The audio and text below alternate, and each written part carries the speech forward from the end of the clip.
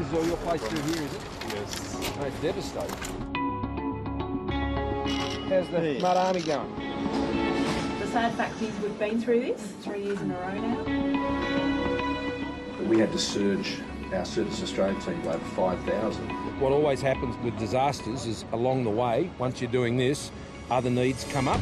Look at this broom. That was brand new, wasn't it?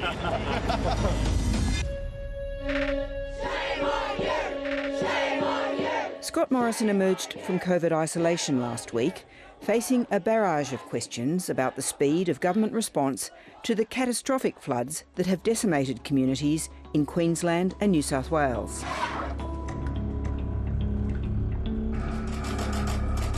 Who should people blame when the vast majority of rescues carried out on that Monday were carried out by private citizens in private vessels? Some of them were even on kayaks, and if they had not been there, hundreds of people would have died.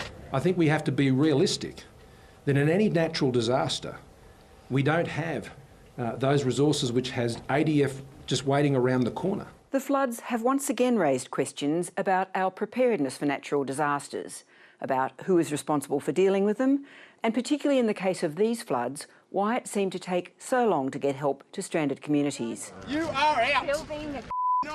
Unfortunately, the Prime Minister's record during the catastrophic bushfires of 2 years ago has only superheated these discussions. The PM is condemned if he does show up or if he doesn't.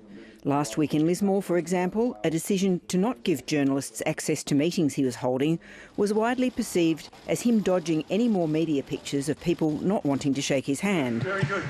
There have been a lot of other photo opportunities at sites of various crises, but they don't necessarily seem to have helped him either. Nice and even, that's good. The question for people who are stranded for days or who have lost their homes may be why didn't help come sooner? The problem for the Prime Minister is that while he might hold the mop, he is right that he doesn't directly run emergency management. What I'd say is this: states obviously respond to emergencies. They run the SES, they run the police, they run the hospitals, they run all of those immediate responses. More important, though, is what the federal government actually should and could be doing both in this crisis and in all the natural disasters to come. It has a blueprint to answer these questions, its own Royal Commission into Natural Disaster Arrangements, called after Black Summer. 80 recommendations, and most of them are still sitting on the shelf. The government stopped reporting on them in May 2021. They were putting out regular updates. Only about 14 have actually had any sort of substantive action taken. Oh, you got smashed back there. We got smashed. Earlier. Yeah.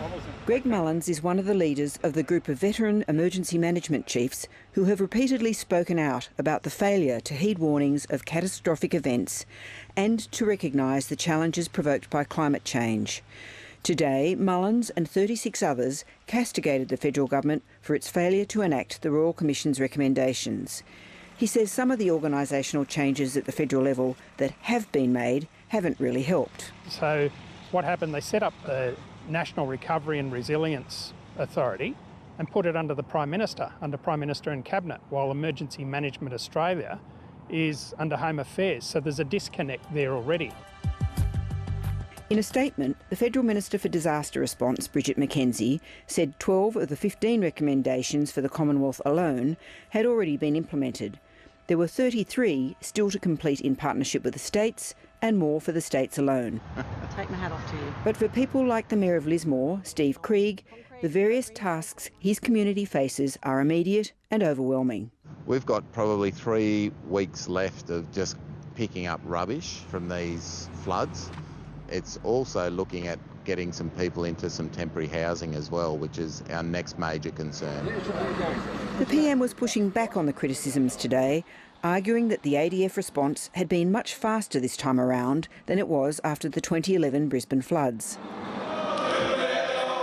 Lost in much of the tit-for-tat blame shifting about the slow response has been the much more difficult questions of income support and funding for the very long rebuilding process that is to come. Well, if you look back in our very brief history dealing with COVID, they were very quick to lock down businesses and offer income support to those people affected, and there seemed to be an indefinite supply of money. This sort of situation I put into the same category. People need the certainty of an income of some sort. We've been promised 3 weeks. We're going to be struggling for 6 to 12 months at the very minimum. We also need that certainty, that longer term certainty, that families are going to be able to pay their basic bills, food, water, clothing, that sort of stuff, and we just don't have that at the moment. The Prime Minister says getting cash into the hands of people who have lost everything has been the immediate task, and says there will be more support. The Premier, myself, Premiers both in Queensland and New South Wales and our ministers are just focused on getting as much support we can to people. This is climate change in action. I was out doing flood relief last Tuesday in my local area as an RFS volunteer, and it's very distressing being out there, people asking you for help, and there's not much you can do. But what I do know, the long tail is even worse, because homes are unlivable. There's thousands of homes that people won't be able to live in. So this is a full-blown disaster. I think the enormity of this will just snowball.